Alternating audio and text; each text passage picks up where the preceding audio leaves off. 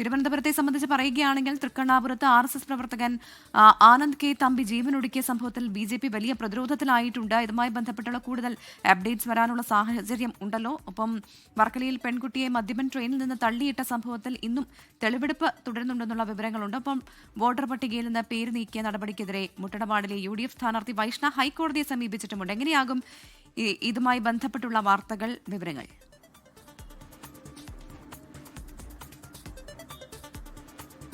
Good morning Pravitha.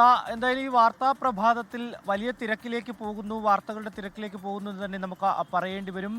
പ്രധാനമായും നമുക്കറിയാം തൃക്കണ്ണാപുരത്ത് RSS പ്രവർത്തകൻ ആത്മഹത്യ ചെയ്തതുമായി ബന്ധപ്പെട്ട വിഷയം. ഇതിൽ BJP നേതൃത്വം വലിയ രീതിയിൽ പ്രതിരോധത്തിലായിരിക്കുന്ന ഒരു സാഹചര്യമാണ്. നേരത്തെ നമുക്കറിയാം തിരുമല അനിൽ ആത്മഹത്യ ചെയ്തു.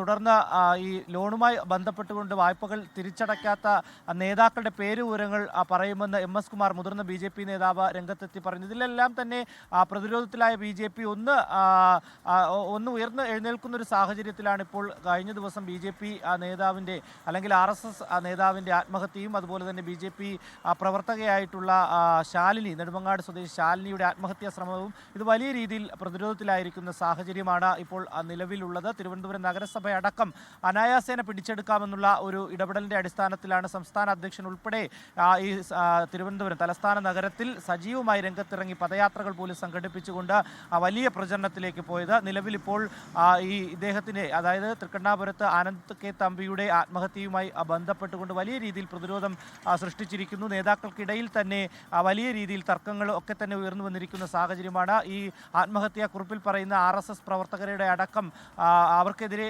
പോലീസ് നടപടിയെടുക്കും അല്ലെങ്കിൽ കേസെടുക്കുമെന്നുള്ളൊരു വിവരവും നമുക്ക് ലഭിക്കുന്നുണ്ട്. എന്തായാലും ഈ വാർത്തകളുമായി ബന്ധപ്പെട്ടുകൊണ്ട് അപ്ഡേഷനുകൾ ഉണ്ടാകുമെന്ന് തന്നെയാണ് പ്രതീക്ഷിക്കുന്നത്. മറ്റൊന്ന്, കോൺഗ്രസ് മുട്ടട വാർഡ് സ്ഥാനാർത്ഥി വൈഷ്ണയുടെ സ്ഥാനാർത്ഥിത്വത്തെ ചൊല്ലി വലിയ തർക്കം ഉയർന്നു വന്നു. വോട്ടർ പട്ടികയിൽ നിന്ന് വൈഷ്ണ സുരേഷിൻ്റെ പേര് നീക്കം ചെയ്യുന്ന ഒരു സാഹചര്യത്തിലേക്ക് അടക്കം പോയിട്ടുണ്ട്. ഇന്നിപ്പോൾ കളക്ടർ ഹിയറിംഗിന് വിളിച്ചിട്ടുണ്ട്. കളക്ടർക്ക് അപേക്ഷ നൽകുന്ന ഒരു സാഹചര്യം ഉണ്ടായി. ഒപ്പം ഹൈക്കോടതിയെ സമീപിച്ചു. കഴിഞ്ഞ ദിവസം തന്നെ നിയമപരമായി മുന്നോട്ട് പോകുമെന്ന് വൈഷ്ണയും അതുപോലെ തന്നെ കോൺഗ്രസ് നേതൃത്വവും അറിയിച്ചിട്ടുണ്ട്. ഇതിൻ്റെ അടിസ്ഥാനത്തിൽ ഹൈക്കോടതിയെ സമർപ്പിച്ചു എന്നുള്ള വിവരവും ലഭിക്കുന്നുണ്ട്. വൈഷ്ണയുടെ പ്രതികരണമൊക്കെ തന്നെ തേടാൻ വേണ്ടിയിട്ടുള്ള ഒരു ശ്രമത്തിലാണ് നമ്മൾ. മറ്റ് ഏറ്റവും പ്രധാനപ്പെട്ട ഒരു കാര്യം, വർക്കലയിൽ ട്രെയിനിൽ വെച്ച് പെൺകുട്ടിയെ ആക്രമിക്കപ്പെട്ട സംഭവവുമായി ബന്ധപ്പെട്ടുകൊണ്ട് പ്രതി സുരേഷിൻ്റെ കസ്റ്റഡി കാലാവധി ഇന്ന് അവസാനിക്കും. ഇന്ന് തെളിവെടുപ്പുണ്ടാകും. അതിനുശേഷം കോടതിയിൽ ഹാജരാക്കുമെന്നുള്ളതാണ്. കഴിഞ്ഞ ദിവസമാണ് ഇവരെ സഹായിച്ച അല്ലെങ്കിൽ രക്ഷപ്പെടുത്തിയ ബീഹാർ സ്വദേശിയെ പോലീസ്, ചുവന്ന ഷർട്ടുകാരനെ തിരക്കി പോലീസ് പായുന്നൊരു സാഹചര്യമാണ്. അദ്ദേഹത്തെ ഇന്നലെ കണ്ടെത്തി മൊഴി രേഖപ്പെടുത്തുന്ന ഒരു സാഹചര്യം ഉണ്ടായി. എന്തായാലും ഇന്ന് സുരേഷിനെ കസ്റ്റഡി കാലാവധി കഴിഞ്ഞ് കോടതിയിൽ ഹാജരാക്കുമെന്നുള്ള വിവരവും ലഭിക്കുന്നു. ഇങ്ങനെ സമഗ്രമായിട്ടുള്ള വാർത്താ പ്രഭാതം തന്നെയാണ് നമുക്കിന്ന് തലസ്ഥാന നഗരിയിൽ ഉള്ളത്. പ്രവിത. ശരി, റെനോ ശ്രീധരാണ് തിരുവനന്തപുരത്ത് നിന്നുള്ള വാർത്തകളുടെ വിശദാംശങ്ങൾ നൽകിയത്.